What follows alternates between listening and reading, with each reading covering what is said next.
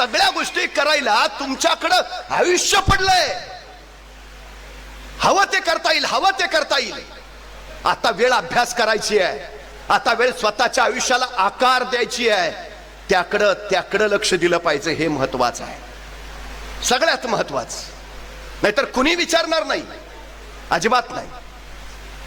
मी कधीच असं म्हणत नाही मुलांना अभ्यास करा.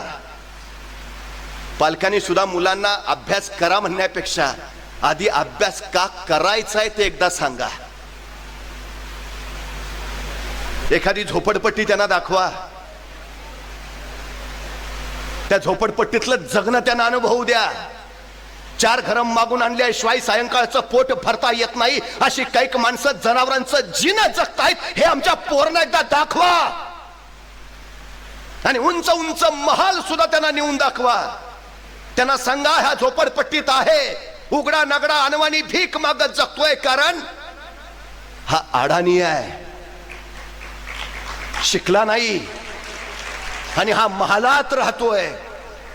याचं कारण भारतातलं शिक्षण पूर्ण करून परदेशातलं शिक्षण घेऊन तो इथं आलाय. हा थाट, ही श्रीमंती, ही स्वतःच्या गुणवत्तेच्या बळावर मिळवता येते. हे सांगा, तुला कुठलं जगणं स्वीकारायचं आहे, ते झोपडपट्टीतलं का महालातलं? मग ठरवेल तो त्याला काय करायचं आहे.